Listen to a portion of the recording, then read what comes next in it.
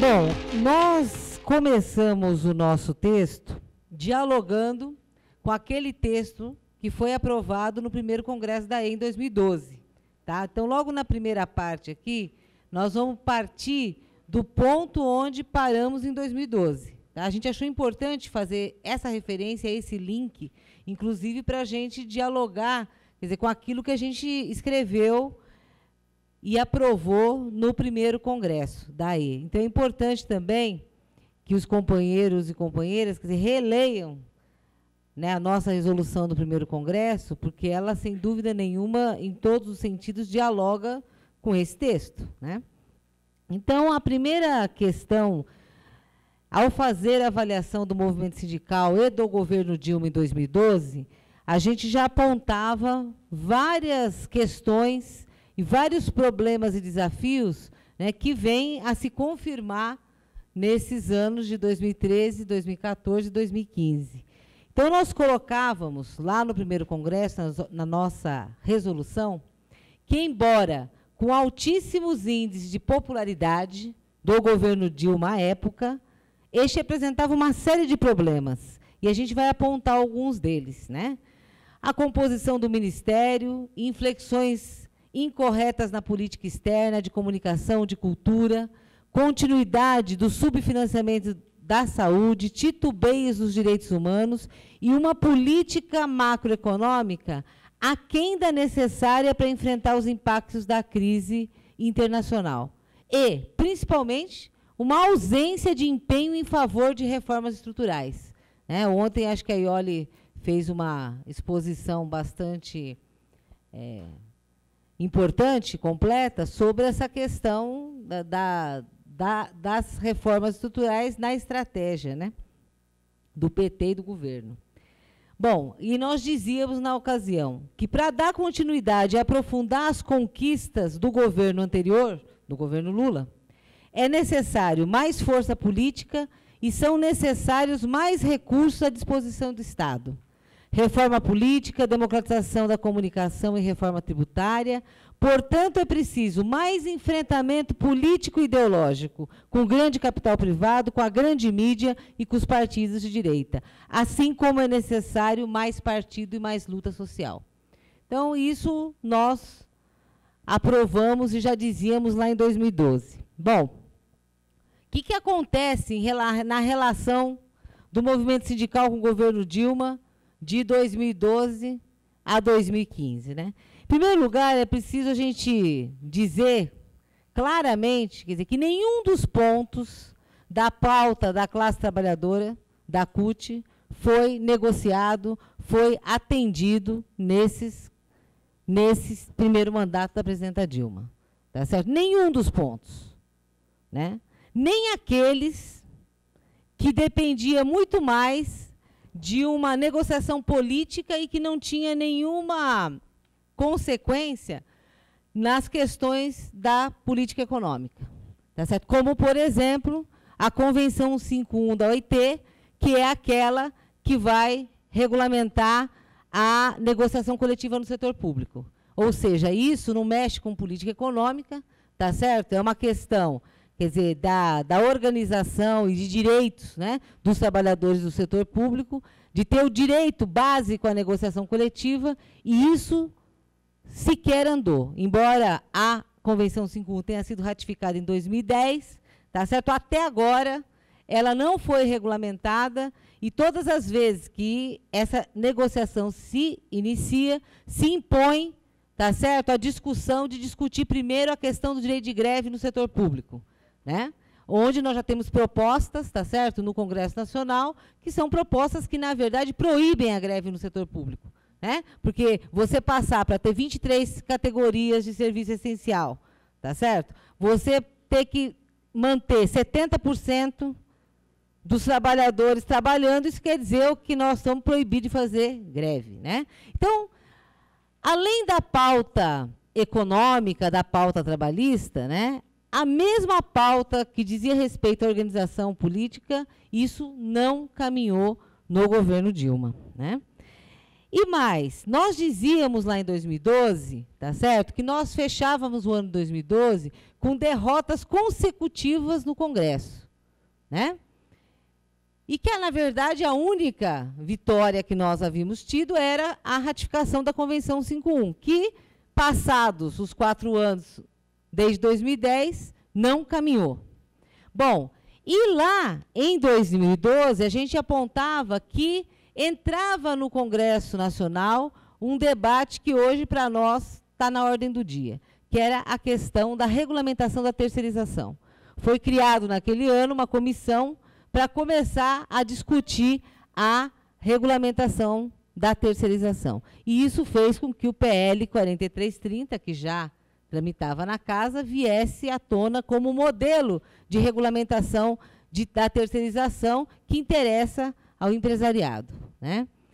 Então, veja que ali ainda se apontava, se iniciava essa discussão no Congresso, né? E isso toma corpo, né, durante os anos de 2012, 2013 e 2014, tá certo? E esse projeto, para quem não conhece ou conhece pouco dele, ele embute uma verdadeira reforma trabalhista. Porque ao regulamentar a terceirização, que na verdade, para além da regulamentação, é a liberalização da terceirização nas atividades fins, ou seja, tudo poderá ser terceirizado, tá certo? E ali, permite a quarteirização, tá? Acaba com a responsabilidade solidária, né, da empresa contratante em relação aos direitos trabalhistas dos terceirizados e por aí vai, né? Esse projeto, esse PL 4330 e a regulamentação da terceirização passa a ser o projeto de interesse central do empresariado. Não é à toa que, se alguém pegar e ler as 101 propostas que a Confederação Nacional da Indústria chama de modernização, o centro dessas 101 propostas está na questão da regulamentação da terceirização e na retirada de direitos. Tá certo? Bom, isso começou a ganhar força, certo? A CUT fez uma grande resistência e ganhou e conseguiu, quer dizer, ganhar setores importantes para posições contrárias à regulamentação da terceirização. Porém, o que o governo fez foi colocar, tá certo, estabelecer, então, uma mesa de negociação que chamou de quadripartite, porque entrou também o parlamento, tá certo? Os empresários, as centrais sindicais, o parlamento e o governo, para debater o projeto. Nós, quer dizer, seguimos com essa situação até 2013, quando a CUT se retirou da mesa e acabou a mesa, porque não havia acordo em relação àquilo que é o principal, que é a questão da possibilidade de terceirização das atividades fins. Esse é o centro do projeto. Algumas concessões foram feitas nesse processo de negociação, tá certo? Sendo a principal delas, e aquela que era um chamariz, vamos dizer assim, para aquelas centrais sindicais que estão interessadas no problema da representação, não para representar esses trabalhadores e defender seus direitos, mas principalmente relacionada à questão de imposto sindical e outras questões mais, que era o seguinte: fazer uma mudança na legislação sindical de modo que o sindicato preponderante passasse a representar os terceirizados, tá certo? O que, do ponto de vista, claro que isso, noutra conjuntura, poderia trazer alguns avanços, né, para a gente na representação dessas categorias que estão completamente alijadas, tá certo, do processo de organização sindical. Agora, isso colocado como moeda de troca para liberalizar a atividade fim é um absurdo e a gente conseguiu manter a posição contrária ao projeto, tá certo?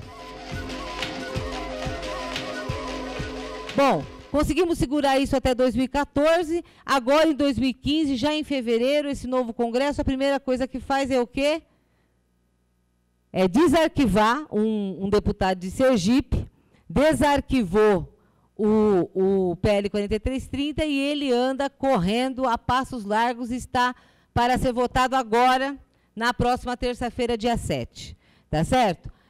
Com as várias declarações do ministro Levi de que é a favor da aprovação do PL 4330 e da regulamentação da terceirização, e com o empenho muito grande do Armando Monteiro, ministro da Indústria e do Comércio, para aprovação. O Eduardo Cunha chama para si essa questão, chama as entidades patronais para negociar e se compromete que isso vai ser aprovado rapidamente. E agora, gente, para completar, até então, as centrais sindicais estavam mantendo, não estavam empenhadas, porque quem mobilizou contra o PL 4330 foi fundamentalmente a CUT, tá certo?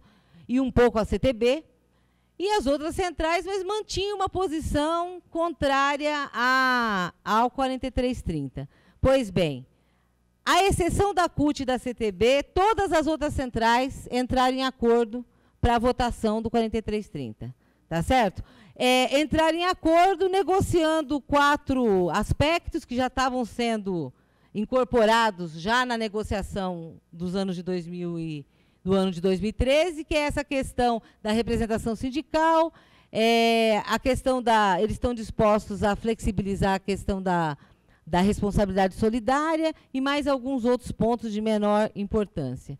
Então, anteontem teve uma rodada de negociação, de manhã teve uma reunião com todas as centrais, e à tarde, na reunião de negociação, eles se posicionaram a favor da aprovação do 4330, permitindo a terceirização em qualquer atividade.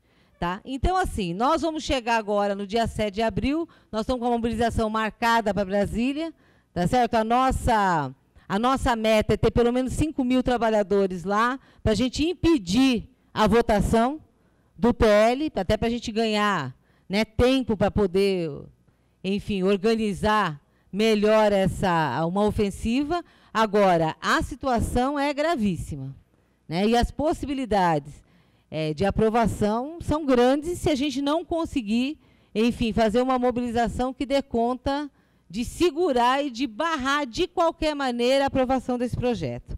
Bom, e isso, muito embora seja um projeto da Câmara dos Deputados, tá certo? Ao ser aprovado, não tenho dúvida, politicamente vai cair nas costas do governo Dilma, tá certo? Que não teve a capacidade, né, de interferir para que isso tivesse outro desfecho. Né? Então, nós temos uma realidade muito complicada. Eu me detive um pouco para falar sobre isso, porque essa é uma questão agora fundamental na conjuntura e que começou lá, tá certo? Em 2012. Né? Começou com força. Né? Bom, enfim,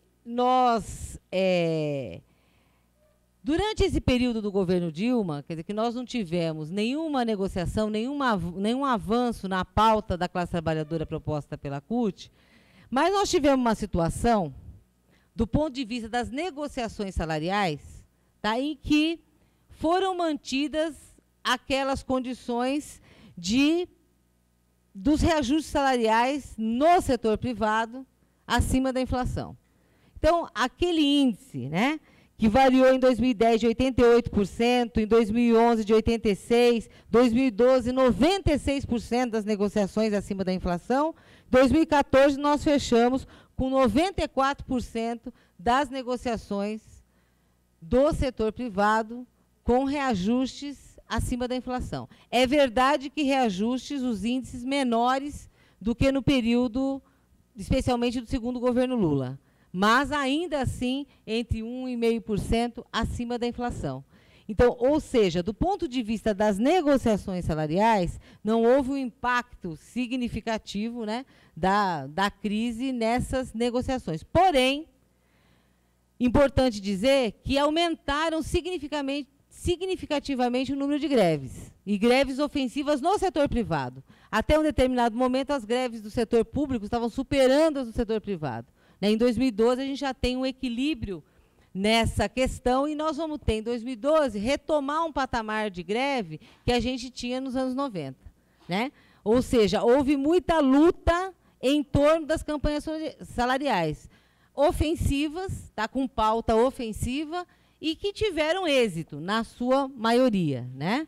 Então, vejam que é uma situação que traz uma contradição, né, em relação ao processo aí de negociação com o governo. Bom, depois nós vamos falar um pouco do impacto das medidas provisórias, né, e o caráter delas. Acho que a gente pode, todo mundo aqui conhece bem, né, as MPs 664 e 665, tá certo? Que, em síntese, quer dizer, é jogar o ajuste fiscal na parcela mais, nos segmentos mais frágeis da classe trabalhadora, de menor salário, tá aí submetidos à maior precarização, né, mulheres, jovens, né, negros, é isso. É um ajuste que atinge basicamente quem ganha até 2 salários mínimos, tá certo? Isso no conjunto da obra, né?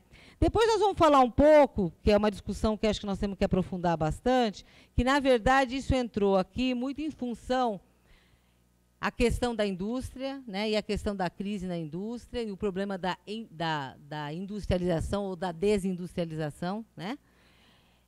Muito em função que nós começamos o ano de 2015 com uma greve importante no ABC, na Volkswagen. Tá certo? Uma greve que não acontecia uma greve como essa há cerca de 12 anos naquela região. Né?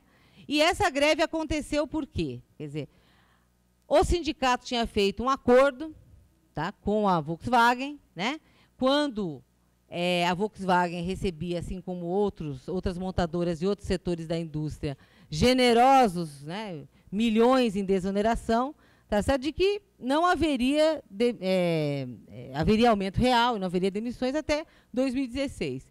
Quer dizer, ao primeiro sinal de crise, o que eles fizeram? Né, propuseram, já em dezembro, um PDV para demitir 2.000 trabalhadores e propuseram que nos 4 anos seguintes, até 2020, não houvesse aumento real de salário, somente a inflação. Essa proposta foi derrotada, embora o sindicato tenha defendido em dezembro, ela foi derrotada, tá certo? E o que fez a Volkswagen, já próximo ao ano novo, mandou 800 cartas de demissão, e esse foi o motivo da greve. Foi uma greve muito importante. Uma greve muito importante.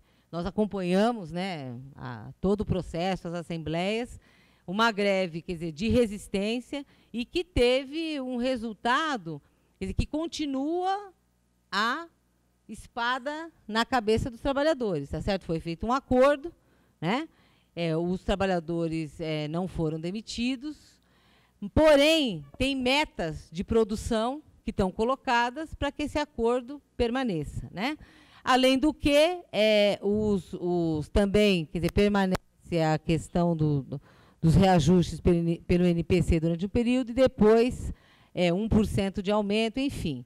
Mas nessa conjuntura, a gente achou importante colocar, quer dizer, ao mesmo tempo que foi uma importante greve de resistência, qual é a proposta que o Sindicato dos Metalúrgicos do ABC coloca como alternativa?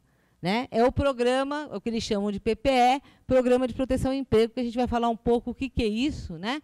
Que, na verdade, é o quê? É a suspensão, é a redução da jornada de trabalho, tá certo? Com redução de salário durante os períodos em que a empresa tem crise. Isso já existe, é bom que se diga. Tá certo? Assim como existe o layoff, que é a suspensão do contrato de trabalho.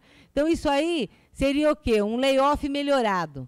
Tá certo? Agora, no momento em que você tem que fazer luta, que você tem que fazer mobilização, confronto, uma proposta como essa é uma proposta de conciliação num cenário onde não há nenhuma conciliação e nenhum acordo possível. Tá certo? Porque, quer dizer, o empresariado mostrou a sua, quer dizer, qual que é a sua resposta diante de qualquer crise, né? E outras questões mais, tá certo? Que coloca um pouco sobre esse imbricamento que existe hoje, quer dizer, entre essa burguesia industrial e o capital financeiro, e como que isso se desdobra, né, na situação geral, especialmente dos trabalhadores da indústria, enfim, e algumas e alguns debates importantes a respeito de política industrial que tem acontecido dentro da CUT, dentro desse cenário de contradição enorme. Agora, é muito importante que se diga, nem o acordo coletivo especial, nem o PPE e nem propostas que têm aparecido na imprensa de coalizão capital-trabalho foram aprovadas e nem seriam, é importante que se diga, na direção da CUT. Essas propostas, desde o acordo coletivo especial, passando pelo PPE e agora por propostas de coalizão capital-trabalho, são propostas que vêm deste setor, mais particularmente localizado lá no ABC. Tá? Isso, hoje, no dia de hoje, né, Solanei, isso não passaria na direção da CUT. Não existe maioria, não existe uma maioria para aprovar propostas desse tipo. Isso é muito importante, porque, inclusive, o esquerdismo usa muito essas propostas de conciliação de classe levada ao extremo que o ABC coloca, como se fossem propostas da CUT. Né? Bom, nós também vamos abordar no documento, que eu acho que é uma coisa que é importante que a gente ter esses dados e discutir. Quer dizer, que nesse mesmo período, desses anos do governo Lula e Dilma, em que a gente tem, quer dizer, níveis de desemprego baixos, tá? E mais de 20 milhões de novos postos de trabalho no país, que isso não encontra nenhuma relação com os índices de sindicalização. Muito pelo contrário. Tá certo? Em todos os setores, tá? Com exceção do setor rural, mas por uma característica muito específica, até de acesso a determinados financiamentos via os sindicatos, tá certo? Não houve uma diminuição da taxa de sindicalização. A Fundação Perseu Abramo fez uma pesquisa, quer dizer, de cada 10 trabalhadores dessa nova classe trabalhadora, 2 se sindicalizaram. Bom, aí nós temos que debater o que leva a isso. Né? Sem dúvida nenhuma, tem os problemas, né, políticos, organizativos, ideológicos do movimento sindical, né, que a gente debate sempre. Agora, não é só isso. E isso a gente precisa ter em mente. Não é só isso mesmo, porque nós precisamos entender qual é a natureza desses novos postos de trabalho, tá certo? Onde eles estão, tá? E o nível de precarização, e são setores, na maioria terceirizados, que também não têm organização sindical. Então, assim, o neoliberalismo também deixou marcas na estrutura de trabalho, o que foi a reestruturação produtiva no país, que leva a uma situação como essa. Não é? Então, são 2 problemas. Tá certo? Um problema que é estrutural, né, do mercado de trabalho e das marcas que o neoliberalismo deixou, de como hoje está estruturada a classe trabalhadora e a dificuldade, diante dessa estrutura sindical, de organizá-la, somado aos problemas políticos, ideológicos e organizativos, né, que temos no mundo sindical. Bom, aí nós vamos falar um pouco do quadro de fragmentação sindical no Brasil, tá certo? E tem aqui um quadro de como que está hoje, né, o quadro de filiação das centrais sindicais, né? Nós seguimos como a maior central sindical do país, e a segunda, com 33,62% de trabalhadores filiados, e depois de nós, não é a força sindical, são sem central. Tá certo? É um número imenso, 16%, né? Mais de 1,5 milhão de trabalhadores que não estão vinculados a nenhuma central sindical. Né? Bom, depois aqui nós vamos ter aí os índices aí do quadro da fragmentação sindical no país. E aí acho que é importante a gente colocar aqui que nós vamos fazer uma avaliação do que foi o reconhecimento e as consequências do reconhecimento das centrais sindicais. Reconhecimento esse, tá certo? Que veio para dividir o bolo do imposto sindical. Então, muitas dessa fragmentação que aconteceu, a criação de várias centrais sindicais, tem a ver com receber o seu quinhão no imposto sindical. E é bom que se diga que a CSP com lutas, né, está reivindicando no âmbito do Conselho de Relações do Trabalho, tem lá uma comissão que cuida da aferição para ver se a central tem direito ou não a um quinhão do imposto sindical. Pelos critérios hoje vigentes no Conselho de Relações do Trabalho, eles não teriam direito a ter assento na comissão. Tá certo? Eles estão reivindicando que se modifique, inclusive, isso, para que eles possam fazer parte da comissão de aferição. Então, está claro também, quer dizer, que no atual quadro, todas as centrais, mesmo aquelas que se arvoram, né, enfim, com uma outra perspectiva de manter uma série de princípios e diretrizes, também estão lá lutando para conseguir esse reconhecimento, para poder ter acesso a esses recursos do imposto sindical. Bom, agora, uma questão que eu acho que vai ser o centro, né, do nosso debate são os desafios que temos aí para o período. E aí eu vou finalizar já com essa questão. Em relação à questão dos desafios, acho que é importante também a gente dizer que lá em 2012, o que a gente dizia? Primeiro que a gente fazia uma crítica muito forte a essa política de articulação da CUT com as demais centrais sindicais e com as centrais pelegas, tá certo? Durante todo o período do governo Lula, que isso começa fortemente no governo Lula. E é importante que se diga que esse foi o formato, né, que se colocou naquele governo. Porque o que o governo colocou? Bom, tudo bem, a pauta da classe trabalhadora é a pauta das centrais sindicais. E isso significa também, quer dizer, você encontrar uma média nessa pauta, tá certo? Então, muitas coisas, inclusive, que a CUT propunha, saíram da pauta para ter uma pauta unificada, né, com a força sindical e outros, né? E o governo Lula colocava o quê? Quer dizer, a pactuação.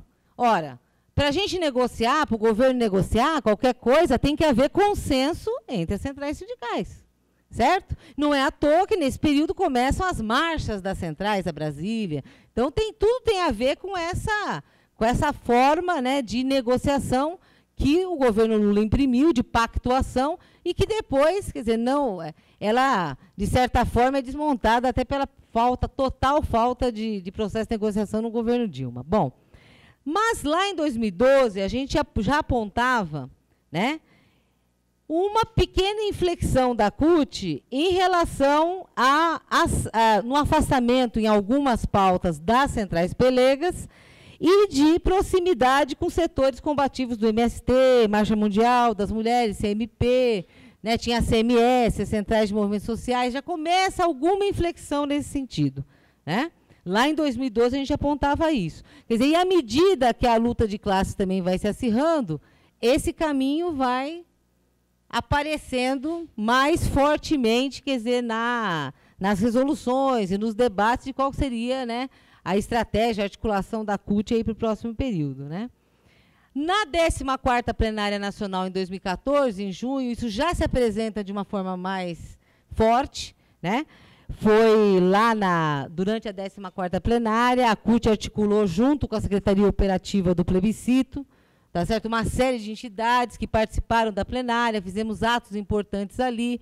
A CUT teve um papel muito importante do ponto de vista da estruturação do plebiscito. Isso também foi fundamental para essa aproximação com os movimentos sociais, é importante que se diga isso, né? Quer dizer, pela própria prioridade que foi dada a essa questão. Bom, e ali também, já em 2014, entra na resolução agora da 14ª Plenária, em 2014, a questão das reformas estruturais. Acho que isso é muito importante, que quem acompanha as resoluções da CUT, né, há mais tempo, você vai ver, nos períodos anteriores, muito aquela ideia do desenvolvimento com distribuição de renda, isso e aquilo. E, na plenária, na 14ª Plenária, a questão das reformas estruturais, ainda que com todo aquele viés, mas ela entra com mais força. Assim como também o indicativo da importância dessa articulação com os movimentos sociais. Tá? Bom, isso vai, no processo de eleição, no segundo turno, especialmente, se intensificar, tá certo? E agora, quer dizer, nesse início também, nesse processo, nessa crise política toda, isso também vai ganhar fôlego. Daí, em dezembro de 2014, acho que tem a resolução mais importante que a CUT teve no último período, que é justamente, quer dizer, dessa prioridade na articulação, quer dizer, com os setores populares e com aqueles que garantiram a vitória no segundo turno. Tá? Isso é muito importante porque lá em dezembro também já estava marcada a marcha das centrais sindicais. Tem aquela marcha com a força, aquele modelinho lá que a gente viu durante todos esses anos. Por conta das MPs, no dia 27 de janeiro, teve um dia nacional de luta, acho que todo mundo deve se lembrar, tá certo? Junto com as centrais sindicais, não com os movimentos. E o resultado disso, na maior parte dos estados, tá certo? E tem estados que não, porque nem tem. Por exemplo, Sergipe, por exemplo, tradicionalmente, todos os atos lá não são feitos com essas centrais, tá certo? E assim como outros estados. Mas em São Paulo, onde está o centro, né, dessas centrais sindicais, o ato das MP se transformou num fora Dilma, tá certo? Se transformou num ato que foi principalmente hegemonizado pela direita, pela força sindical, fora Dilma, impeachment, já começou ali. Bom, isso foi no dia 27 e nós tínhamos a marcha com essas mesmas centrais marcada para o dia 26 de fevereiro. No dia 11 de fevereiro, a executiva se reúne, tá certo? Faz um balanço do que foi isso e decide colocar em prática aquela resolução de dezembro de 2014, que era o quê? A prioridade da articulação da CUT com o bloco que sustentou o segundo turno. E é cancelada a marcha com as centrais no dia 26. E é marcado o dia 13. Por que foi marcado o dia 13? Não existia dia 15. Acho que é muito importante a gente colocar isso.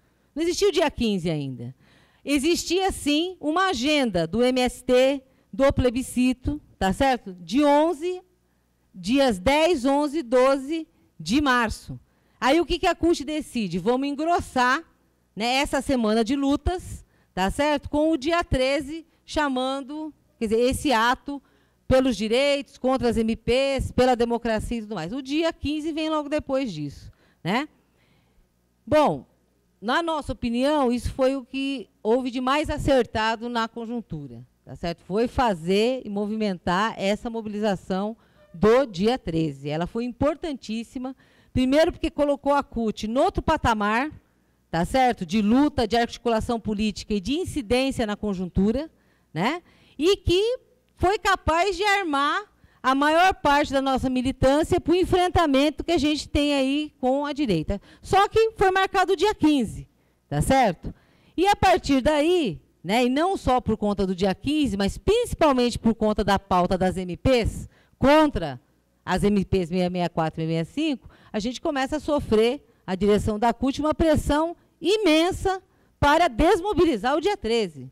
Tá certo? Pressão essa vindo de setores de governo, de setores do PT, muito forte, tá certo? Que viam no dia 13 uma ameaça, né? Não conseguindo fazer isso, né? Porque aí é importante que se diga, né? A direção da CUT foi unânime, tá certo? Na defesa de que nós vamos fazer o dia 13 e vamos fazer da melhor maneira possível, tá certo? E fazer com força, fazendo uma avaliação precisa do que estava em jogo na conjuntura. O que se tentou a partir daí? Mudar o caráter do dia 13, tirar o conteúdo das questões das MPs e da crítica por uma mudança da política econômica e tentar transformar um ato num ato de defesa do governo frente, né, às ameaças da direita, ao golpismo, impeachment e tudo mais, tá certo? Então, esse foi um segundo debate muito importante nesse processo, o caráter, né, do dia 13, e isso, gente, segue em curso, tá certo? Aqui em São Paulo, teve uma plenária no dia 31, que é agora seria uma plenária para mobilizar para o mês de abril, tá certo? Até o 1º de maio, quando nós estamos defendendo que o 1º de maio seja um 1º de maio no formato do 3 de abril, né, com ato de rua, com mobilização forte, tá certo? Uma plenária que era para fazer, seria para mobilizar a classe, os movimentos sociais em torno, quer dizer, dessa agenda, né, é, de novo, a gente vê ali claramente a exceção, né, é bom que se diga, do MST, a fala do Gilmar Mauro, e da CUT, com Wagner Freitas, tá certo? De resto, uma fala, quer dizer, dessa defesa da democracia como se fosse uma defesa incondicional do governo, né? E isso nós consideramos um erro gravíssimo, né? Não dá para ir, e isso também é uma discussão que hoje tem uma maioria na CUT que está com essa perspectiva, quer dizer, não dá para fazer mobilização de rua numa proposta de defesa da democracia subjetiva, né? Claro que todos nós defendemos o mandato constitucional da presidenta e tudo mais, agora nós temos que ir para a rua com uma pauta clara de reivindicações e que tem como centro a questão da mudança da política econômica, né? E como querem alguns, vocês ouviram isso lá ontem na abertura, os que estavam lá, tá certo? A fala que teve lá do companheiro Carlos Henrique Árabe da DS, da mensagem, tá certo? Colocando, né, como economicista a pauta da CUT de mudança da política econômica. Primeiro que isso gente, isso não é economicismo, né? Muito pelo contrário. Nós estamos fazendo a política no centro da disputa de classe, que é a política econômica, né? E agora vem essa fala, que obviamente foi reverberada a partir, né, da fala que Lula fez na plenária, falando, olha, vamos tomar cuidado, vamos reivindicar mais cuidado para não ser economicista, a pauta política é importante, né? Isso foi interpretado ou intensificado, tá certo? Como, principalmente por parte desses setores que hoje, né, que hoje